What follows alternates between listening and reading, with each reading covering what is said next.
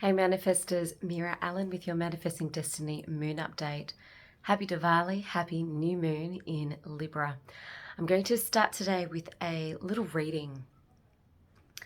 Like a breath of fresh air, today's gorgeous new moon falls in the breezy sign of Libra. Venus is the ruler of Libra. So all themes of love, harmony, and relationships are flowing in the waves of this new moon. Explore your current relationships and notice what works, what needs adjusting, and what is something that you need to move away from.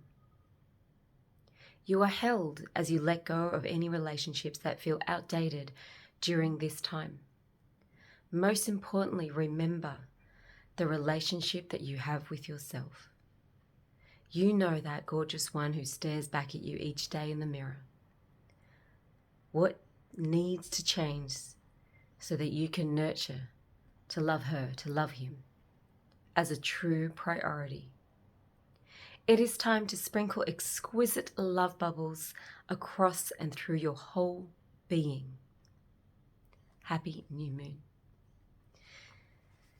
You know, Libra, it's an air sign. We are in the end of this Libra season now and we're closing some cycles. There's a lot going on astrologically. And, you know, I was talking to a few people recently and the theme seems to be everything is speeding up, everything's speeding up. I can't believe it's the end of the year and this is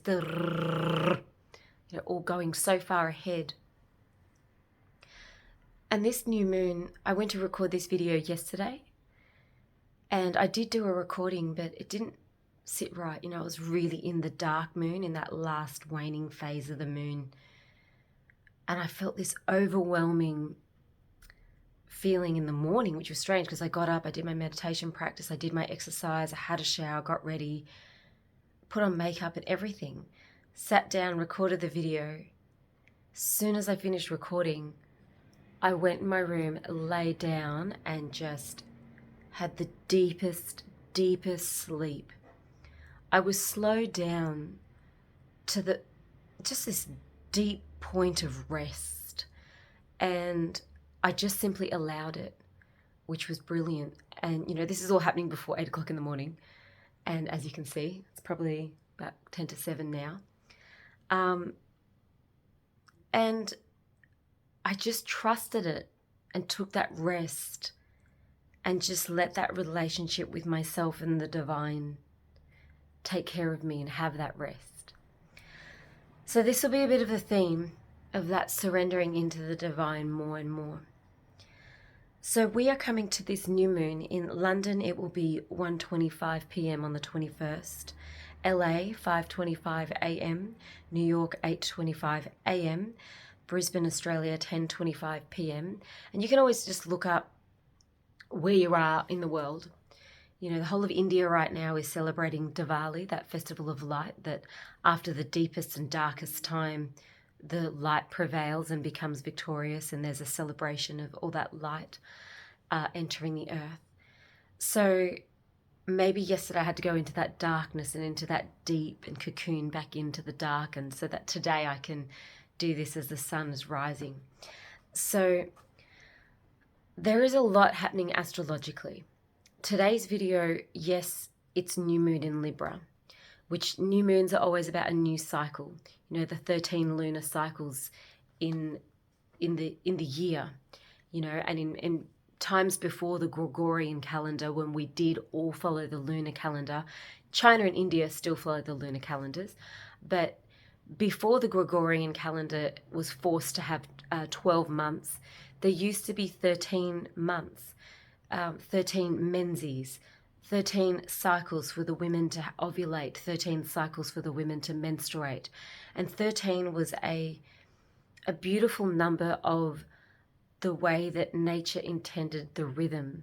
So if you divide an absolute year by 13, you get 4 equal months, rather than having to adjust 1 month to be 28 days, 1 month to be 31, some to be 30, and all this strangeness that goes on with the Gregorian calendar, which was developed to take away the power of the everyday people, the people that could know when to harvest and when the new season began. And it took away their power to understand how auspicious 13 is. And using the word auspicious, we are in an auspicious time. We are in an auspicious time where even this interstellar object, this 3-eye atlas, is entering our sphere. It is in our solar system right now, and it is going towards the sun at 68 kilometers per second towards its perihelion, where it becomes the closest it can be towards the sun, which is going to be 1.4 astronomical units to the sun. NASA has stopped posting things, and it's been interesting that now we can't even view this 3-eye atlas because it is behind the sun, so we have the sun's glare in the way, so we can't see where it is right now and what's happening in its trajectory as it's getting amplified, as its electromagnetic field and its plasma is more likely, as Stefan Burns says, is expanding as it gets closer and more energized to the sun. I will be in the top section somewhere here at the end of this video. We'll be putting a link to Stefan Burns. He's a geophysicist. He knows more about 3-eye atlas, and he's been following it from the start, and that way I won't quote anything incorrectly. But I would like to offer my meaning of what this 3-eye atlas is about. So at 11:55 a.m. Universal Time, 3-eye atlas on the 29th of October will be at its nearest approach to the sun, what we call its perihelion. It is not a comet because its composition is so dense with iron and nickel, which has not been seen in comets before. It's got this coma around it, which is massive, and we've never seen anything like it. Normally comets have a streaming tail, and 3-eye atlas does not have this. Instead, it's developing a nose, a frontal tail, which doesn't make sense as it's speeding towards the sun. It's actually developed an energy in front of it, a mass in front of it rather than behind of it. So it's a nose tail, if you will. So comets do not behave like this. Another thing that I'd like to bring up about 3-eye atlas, which I find extremely interesting the more I've been studying it. It started out as a red little dot when they first noticed it in July, which entered from around the area of Sagittarius for what we understand for our solar system, where it entered in from Sagittarius region. But of course it comes from way billions of years before that, before it's even made it into our ecliptic plane. So it was a reddish color. In terms of the chakras, red, earth, our grounding, our formative years, our ancestral lineage, our connection to land, our connection to three-dimensional things like blood and bones and earth and density, roots and tree roots and land, and very three-dimensional things in the rooting of the earth. It started from that red color, giving us this almost like a warning. When you think of a stop sign, it's in the color red, and it really made us stop and look. Well, it did for me in July when it first came out, and I thought, oh, what is going on? I meditated on it for about a month, and I felt an overwhelming joy every time I tuned into 3-eye atlas. So that was an interesting thing. I felt a levity, a lightness, and an opening, and almost like finally feeling a relief, if you will. So this object was red. On the latest photographs that they did have it from telescopes that they got imagery, it was green. It turned to green, which when you think about it again in the chakra system, green is heart chakra, anahata. It's attached to our lungs. It's gone from the roots of the trees now to the leaves of the trees, and to the budding, to the new growth, and to life force, sustenance. I think of spinach and green soups and green smoothies, and I'm growing these green limes up on my rooftop. Green. And I really looked at this as new a new life, a new way of being, a rebirth. You know, red is so stuck. Even when you think of traffic lights, red is stop, green is go. And it transitioned from red to green. Now, coming back to 3A Atlas, outside of the chakras, root energy, grounding, stuck, stagnancy, stop, to green, let's go forward, let's breathe in new life, let's be in that air element, that green, that heart energy, that breathing into your lung life force energy. And you even think about our lungs, they look like little upside down trees, you know, bronchial little tubes, or look like little upside down hanging trees. And we are turning ourselves inside out, upside down at the moment in the earth. Humanity's having such upheaval in political spheres, in the amount of earthquakes that we're having, and in the way people are rushing. And we always thought technology was going to give us all this space. I remember in the 90s, everyone thought, oh, technology is going to help us have all this free time so that we can dance and chill and have community. And that didn't really happen, did it? So this time of speeding up, I feel like this little 3A Atlas, and please take this with a grain of salt. Some people might go, wow, Meera, this is a bit too woo-woo for me. But if you are tuning in and you've made it this far, take on this message. 3I Atlas. Third eye. Every time I say 3I Atlas, I think of third eye. For those of you that are chiropractors or doctors or PTs or yoga teachers, you will remember Atlas. Remember when you did your anatomy and physiology training? Atlas, axis. So Atlas, our C1. Axis, our C2. So Atlas, C1, is being directed to the 3I.